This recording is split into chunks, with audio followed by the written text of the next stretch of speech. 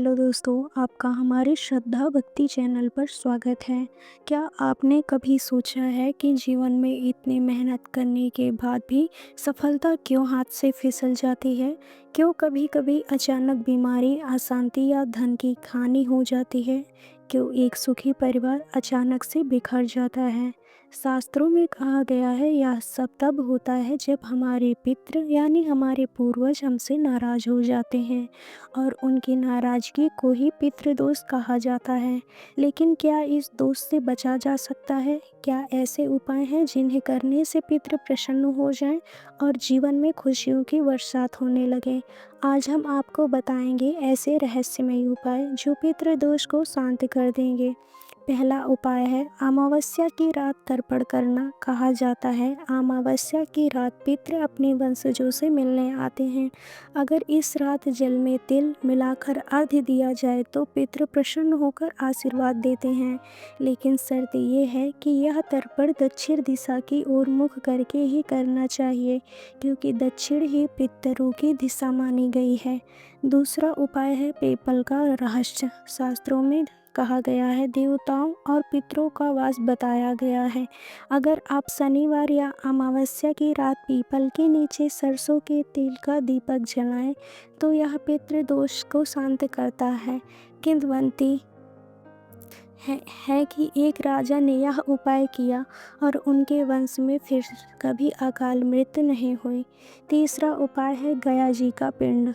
आपने सुना होगा गया बिना श्राद्ध अधूरा है, क्योंकि गया वह पवित्र स्थान है जहाँ स्वयं भगवान विष्णु ने पितरों के उद्धार का वचन दिया था। कहा जाता है कि यहाँ किया गया पिंडदान सिर्फ इस जन्म में पितरों को ही नहीं बल्कि 14 पीढ़ियों तक को मुक्त कर देता है। कल्पना कीजिए अगर आपके पूर्वज को इतना बड़ा आशीर्वाद मिल जाए तो आपके जीवन में कितनी बाधाएं स्वतः हट जाएंगी। चौथा उपाय अग्नि का रहस्य। श्राद्ध के समय अग्नि में तिल, घी और कुश डालकर आहुति देने से पितरों तृप्त होते हैं, क्योंकि अग्निदेव ही वह माध्यम है जो पितरों तक हमारा अर्पण पहुंचाते हैं। शास्त्रों में कहा गया है स्वाहा देवताओं के लिए और स्वधा पितरों के लिए। इसलिए अगर आहुति देते समय स्वधा उच्चारण किया जाए तो पितृ तुरंत प्रसन्न हो जाते हैं। पांचवा उपाय महामंत्र का जाप। एक रहस्यमय मंत्र है ओम पितृभ्यो स्वधा नमः। कहा जाता है कि अगर इस मंत्र का 108 बार जाप अमावस्या की रात किया जाए तो पितरों की आत्मा अत्यंत प्रसन्न होती है और जब पितर खुश होते हैं तो जीवन की हर रुकावट धीरे धीरे हटने लगती है। छठा उपाय कौओं का रहस्य। क्या आपने गौर किया है कि श्राद्ध में कौवे को भोजन कराया जाता है? दरअसल कौवा पितरों का दूत माना गया है। अगर श्राद्ध के दिन कौवों को भोजन कर ग्रहण कर लें तो यह संकेत है कि आपका अर्पण सीधे पितरों तक पहुंच गया है। लेकिन अगर भोजन रह जाए तो यह पितरों की नाराजगी को दर्शाता है। इसलिए हर अमावस्या पर कौवों को भोजन कराना कभी ना भूलें। सातवां उपाय गौ माता की सेवा। गाय को देवता मानकर कहा गया है और उसमें सभी देवताओं का वास होता है। यदि पितृदोष से ग्रस्त व्यक्ति गाय को हरा चारा खिलाए और उसकी सेवा करे तो सीधा पितरों तक पहुंचता है। कहा जाता है कि गाय के कान में ओम नमः शिवाय मंत्र बोलने से उसकी आत्मा के माध्यम से पितरों को तृप्ति मिलती है। आठवां उपाय गजेंद्र मोक्ष का पाठ।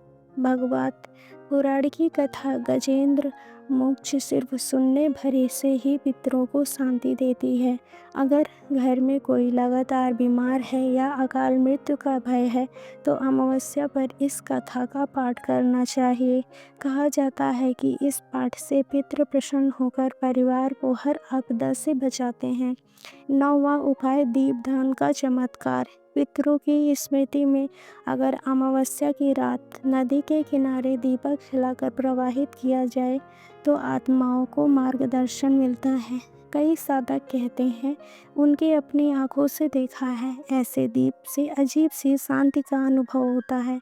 यही शांति आपके घर तक पहुंचाती है। 10वां उपाय, अनाथ और वृद्धों की सेवा। शास्त्रों में स्पष्ट कहा गया है, वृद्धों में पितरों का वास होता है।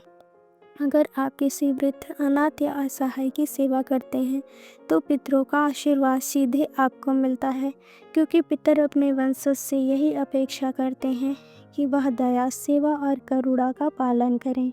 नमस्कार दोस्तों, अगर आपको यह वीडियो अच्छा लगा तो मेरे चैनल को सब्सक्राइब जरूर कीजिए। कमेंट में राधा राधा